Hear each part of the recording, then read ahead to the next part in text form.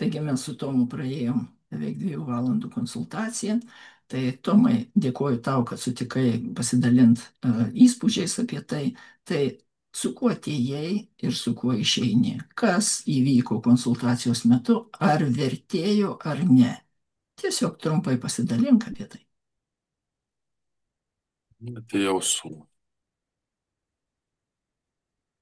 keletą klausimų, kaip tvarkytis su jais. Gavau kaip ir atsakymą, ir teorinį, ir tuo pačiu, kaip jį pritaikyti jau reiktų praktiškai.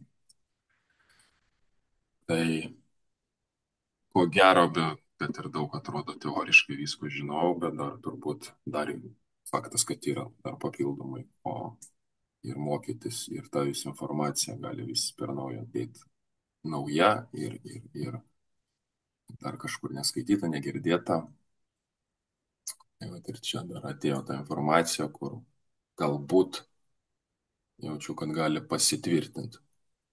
Tai bet kuriuo atveju bandysiu ir matysiu, kaip tai atsispindės jau Gerai, Tomai. realybėje. O sekantis klausimas toks. O dabar tai, ką kalbėjai apie informaciją, ar ne, ką tu žinojai, kas dar atėjo, o būsena tavo vidinė, va čia viduje, kaip ten, ar buvo kažkokie pokyčiai, kas buvo prieš tai ir kas dabar yra. Atsikreipk į savo vidų dabar ir pasižiūrėk, ką tu gali apie tai pasakyti, kaip jaučiasi vidus. Tuo metu net gal ramiau tam viduj, supratau iš tikrųjų, kad daug tos įtampos nešiojuosi.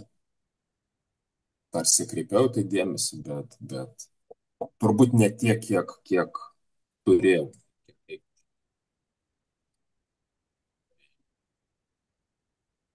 Tikiuosi, nors nemėgstu šitą žodžio, bet pavartosiu jį, kad tikiuosi, kad su tam tikrų su pagalba, pateiktom žiniom, jas pavyks maksimaliai pritaikyti. Čia išmok daugiau orientuotis į tą vidų savo ir nes iš jo taip ir gaunasi, kad tas gyvenimas ir statosi mūsų. Taip, dėkoju tau, Tomai, linkiu tau nuostabiausios kelionės į savo vidų ir transformacija tikrai įvyks, jeigu leisi savo tiesiog keliauti šitą kelionę, kaip per vidurinę mokyklą, ar ne, nuo 1 klasės ir toliau, ir nereikia stengtis tapti iš karto kažkuo, o viskas visada yra pakeliui, sakant, tai linkiu tau ramios ir nuoširdžios kelionės. Ačiū tau.